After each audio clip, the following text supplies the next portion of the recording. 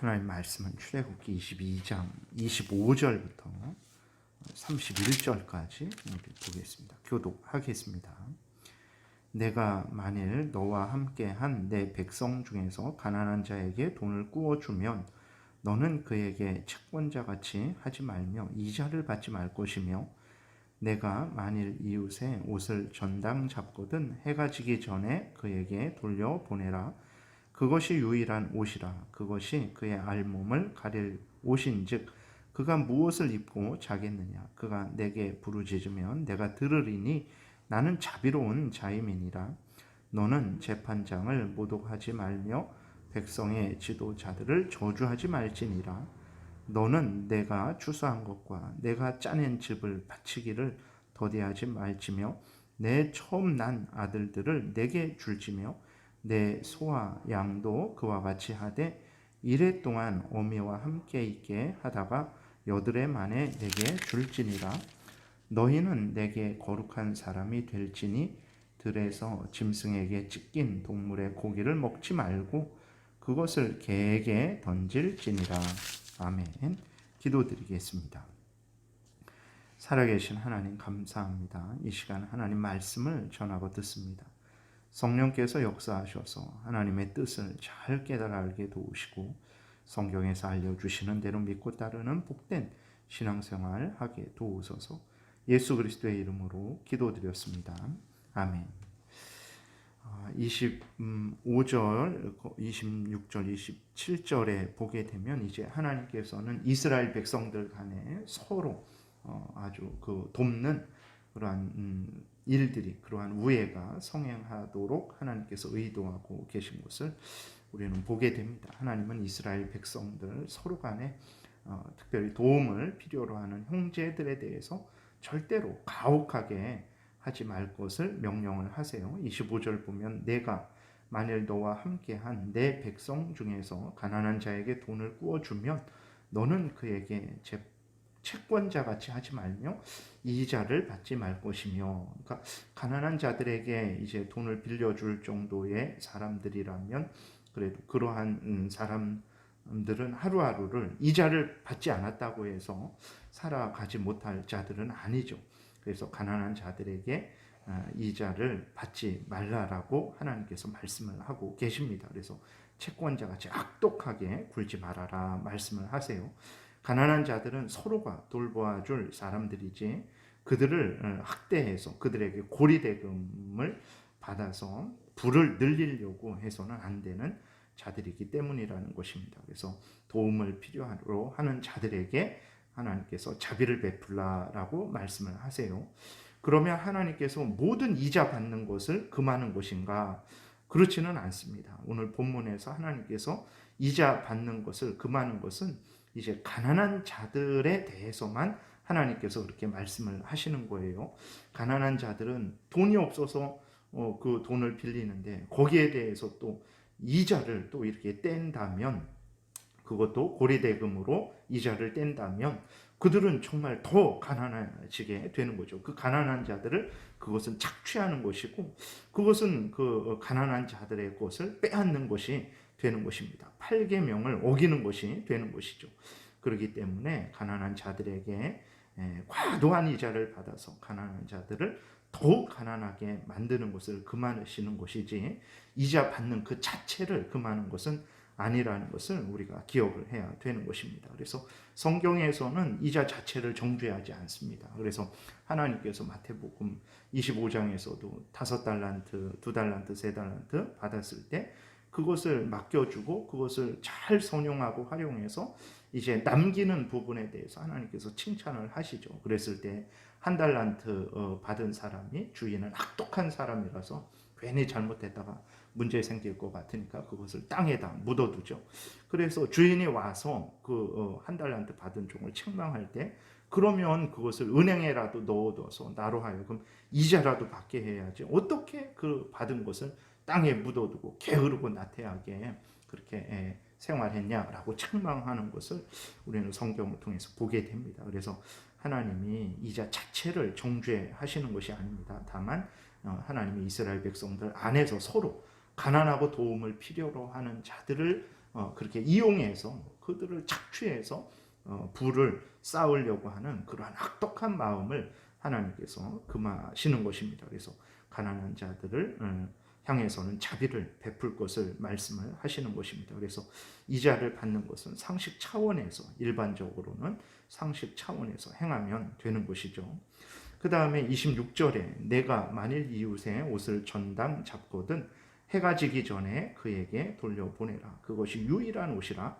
그것이 그의 알몸을 가릴 옷인즉 그가 무엇을 입고 자겠느냐. 그가 내게 부르짖으면 내가 들으리니 나는 자비로운 자임이라 라고 이렇게 하나님의 말씀을 하세요. 가난한 자들이 생활을 할 수 있도록 자비를 베풀 것을 말씀을 하고 있습니다. 이렇게 가난한 자들에게 하나님의 명령을 따라 친절을 베풀 때 하나님이 갚아주실 것을 성경 전체가 약속을 하고 계시죠. 잠언 19장 17절에 보게 되니까 가난한 자를 불쌍히 여기는 것은 여호와께 꾸어 드리는 것이니 그의 선행을 그에게 갚아주시리라. 가난한 자를 돕는 것은 하나님, 그러니까 가난한 자들을 돕는 것은 하나님에게 이제 하나님이 빚지게 하는 거라는 거죠. 하나님이 갚아 주실 것이다 이렇게 말씀을 하고 계시죠. 그래서 마태복음 24장에서도 25장에서도 거기에서도 보게 되면 이제 그 예수 그리스도께서 너가 내가 먹을 것이 없을 때 먹을 것을 주었고 마실 것이 없을 때 마실 것을 주었고 옷이 없을 때 옷을 주었고 내가 아프고 힘들 때 나를 돌아봤고 그러니까 사람들이 아니 도대체 언제 우리가 그렇게 했습니까? 그러니까 이제 예수 그리스도께서 말씀을 하시기를 내가 가난한 사람들이 가난한 그러한 사람들에 대해서 하나님께서 그러니까 가난한 이웃에 대해서 그렇게 도와주었을 때 그것이 바로 나에게 한 것이다 이렇게 말씀을 하셨죠. 잠언 19장 17절에 있는 대로 가난한 자를 불쌍히 여기는 것은 여호와께 꾸어드리는 것이니 그의 선행을 그에게 갚아주시리라. 이 말씀이 성경 전체를 통해서 우리에게 전해지고 있습니다. 그리고 가난한 자들을 반대로 돌보지 않는 것은 그것은 바로 하나님을 주를 학대하는 것이다. 이렇게 주를 멸시하는 것이다 라고 기록이 되어 있죠. 잠언 14장 31절에 가난한 사람을 학대하는 자는 그를 지으신 이를 멸시하는 자요 궁핍한 사람을 불쌍히 여기는 자는 주를 공경하는 자니라. 그래서 하나님이 우리를 향한 뜻이 그것을 핵심적으로 요약했을 때 그것은 하나님을 사랑하는 것이고 그것이 다가 아닙니다. 나는 하나님을 잘 사랑했으니까 그러면서 이웃을 학대한다면 그것은 하나님의 뜻을 지키는 것이 아니죠. 하나님을 사랑하고 이웃을 내 몸과 같이 사랑하는 것, 그것이 하나님의 택한 백성들을 향한 하나님의 뜻이라는 것을 우리가 분명히 기억을 하고 예수 그리스도 안에서 믿음의 형제 자매된 자들에 대해서 정말 우리들이 특별히 잘해야 되고 나아가서 불신자들에 대해서도 우리들이 선행을 베푸는 그런 삶을 살아야 되는 것이죠. 물론 오늘날의 문제는 과도한 복지로 인해서 미국 같은 데에서도 일하지 않아도 그러니까 일하는 것보다 오히려 복지로 이렇게 살아가는 것이 더 좋기 때문에 사람들이 게을러진다 그러죠. 과도한 복지를 해서 코로나 이후로도 더 일하지 않으려고 하는 그러한 일들이 있는데 그러한 부분은 아주 조심을 해야 되는 것입니다. 그래서 나라의 위정자들이 지혜롭게 가난한 자를 돕되 아주 지혜롭게 잘 도와서 그들로 하여금 열심히 땀 흘려 이제는 일해서 이제는 도움을 받는 수준에서 도와주는 그러한 자들로 성장하고 성숙하도록 돕는 것이 그것이 가장 좋은 일이라는 것을 우리가 기억을 해야 됩니다. 무조건 그 가난한 자들에게 무조건 이렇게 대책 없이 주게 되면 결국은 그들을 더 잘못되게 만들 수도 있다라는 것을 생각하고 돕되 지혜롭게 도와야 되는 거죠. 28절에 너는 재판장을 모독하지 말며 백성의 지도자를 저주하지 말지니라 이렇게 말씀을 하고 있어요. 왜 그러냐면 이들을 통해서 하나님은 재판장이나 지도자들, 공직자들, 권세 있는 자들을 통해서 국민들을 보호하시고 또 교회를 보호하시기 때문에 그렇습니다. 그래서 내가 마음에 들고 마음에 안 들고 이것이 중요한 것이 아닙니다. 하나님께서 어떤 공직자든 간에 그것은 하나님이 세우신 그러한 일이라는 것을 우리가 기억을 하고 그들을 통해서 하나님께서 국민을 보호하시고 교회를 보호하신다라는 것을 아주 우리 마음에 깊이 새겨야 되는 것입니다. 그래서 그들을 위해서 그리스도인들은 늘 기도하고 비판을 하더라도 정말 바르게 하나님이 허용하시는 안에서 비판을 해야 되는 거죠. 로마서 13장 1절부터 5절까지 보게 되면 각 사람은 위에 있는 권세들에게 복종하라. 권세는 하나님으로부터 나지 않음이 없나니 모든 권세는 다 하나님께서 정하신 바라. 그러므로 권세를 거스르는 자는 하나님의 명을 거스름이니 거스르는 자들은 심판을 자취하리라. 다스리는 자들은 선한 일에 대하여 두려움이 되지 않고 악한 일에 대하여 되나니 내가 권세를 두려워하지 아니하려느냐. 선을 행하라. 그리하면 그에게 칭찬을 받으리라. 그는 하나님의 사역자가 되어 내게 선을 베푸는 자니라. 그러나 내가 악을 행하거든 두려워하라. 그가 공연히 칼을 가지지 아니하였으니 곧 하나님의 사역자가 되어 악을 행하는 자에게 진노하심을 따라 보응하는 자니라. 그러므로 복종하지 아니할 수 없으니 진노 때문에 할 것이 아니라 양심을 따라 할 것이니라. 하나님이 세우셨다라는 것을 그렇게 믿고 정말 단순히 그 공직자로부터 벌 받을 것이 두려워서 복종하는 차원을 넘어서서 하나님이 뜻 가운데 하나님이 세우신 것이라는 것을 믿고 그를 위해서 기도하고 복종을 하라는 거죠. 물론 그렇다고 무조건 복종하는 것은 아닙니다. 그 잘못했을 때에는 반드시 그리스도인들이 더 아주 깨어서 그 잘못에 대해서 드러내고 그것을 지적하고 그것을 시정하도록 고칠 것을 요구를 해야 되는 것입니다. 그런데 그렇게 할 때 합법적으로 하나님이 정하신 질서 내에서 그렇게 해야 되는 것이라는 것을 우리가 늘 잊지 말아야 되는 것입니다. 29절에 너는 내가 추수한 것과 내가 짜낸 즙을 바치기를 더디 말지며. 그렇죠. 하나님이 주신 것이죠. 모든 것은 하나님이 주신 것입니다. 하나님이 주신 것들 중에서 우리가 그것들을 활용해서 더 많이 얻게 되는 것이죠.